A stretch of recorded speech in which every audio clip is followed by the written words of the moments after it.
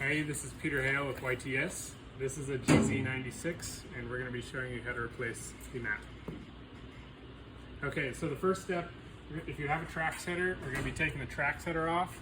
We do that because it's heavy and it's fairly easy to do. There's two bolts right here we're going to be undoing. And then once we get the track setter off, we get the weight arm off. That's step 2. And then step 3 is going to be removing the pan. So there's 8 bolts. There's 4 on this side, 1, 2, 3, 4, and then 4 on this side, 1, 2, 3, 4. And we're doing that because this little snow guard here, it's attached to the pan and it's going to be difficult to remove. We don't want to remove it because that's stainless steel riveted on and we don't want to drill those out. So we'll catch up in a second.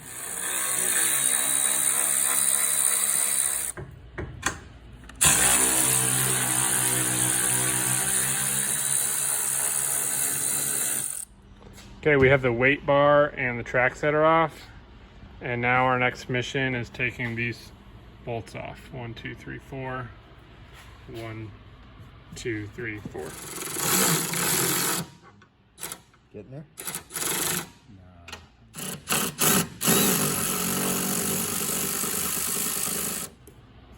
Now we have these bolts removed. Now the pan can come out. So after you unbolt the compaction pan, you can pull backwards on it and it will slide out. And you'll see it over here. Our next step is going to be removing the scags. There's a scag here and a scag on the right side of the groomer. After we have the scags removed, we're going to do all of these screws that go into the comb, and there's a bunch of them. And we suggest having an area to hold them all. If you have a right angle drill, you can avoid drilling out these rivets because the right angle drill will be able to fit underneath that lid to get all these bolts on into the comb. Still tap.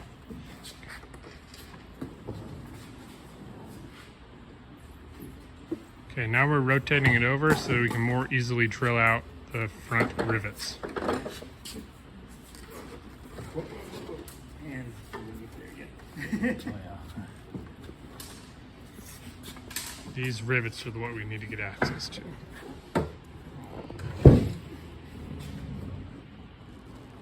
Excellent. One thing of note, these are 1/8 inch rivets, so you need to use a bit that's larger than 1/8 inch. This one has a little cutting tip on the front. Yeah. Here we are taking off the rear comb.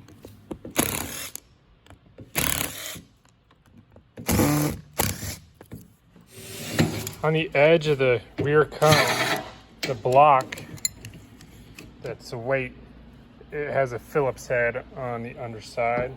And then what's that size? 7/16. 7/16 nut on this side. So now we have the mat unattached, detached, and it'll just come right off that rear comb real easy. Okay, now we have the new mat, and we are going to line up the rear comb, and we're going to put that in first. This screw right here is a number 14 square head sheet metal screw if you need more. Sometimes they get a little rounded out. The block goes on the outside and the bend goes down, like so. One thing of note, when we're screwing these sheet metal screws down into the comb, you don't really need to torque them. You don't want to torque them any harder than bringing them to the bottom because they'll strip out the comb. And so you don't need to really put a lot of torque on them. Just bottom the screw out.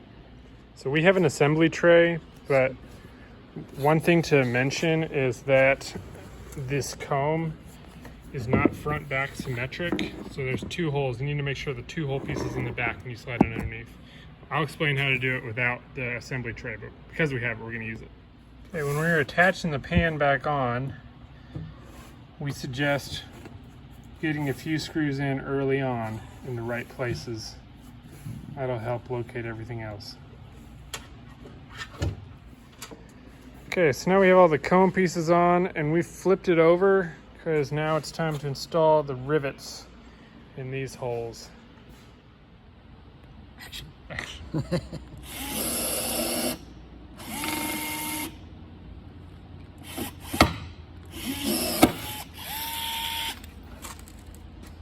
Okay, the next step is to put the scags on.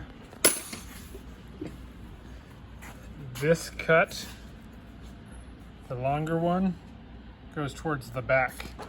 And then put the square shoulder on the inboard side of the Ginzugroomer so you can tighten it easily. You can adjust the depth of the scag. We're putting it on this groomer in the second hole. Okay, so now the compaction pan assembly is all reassembled.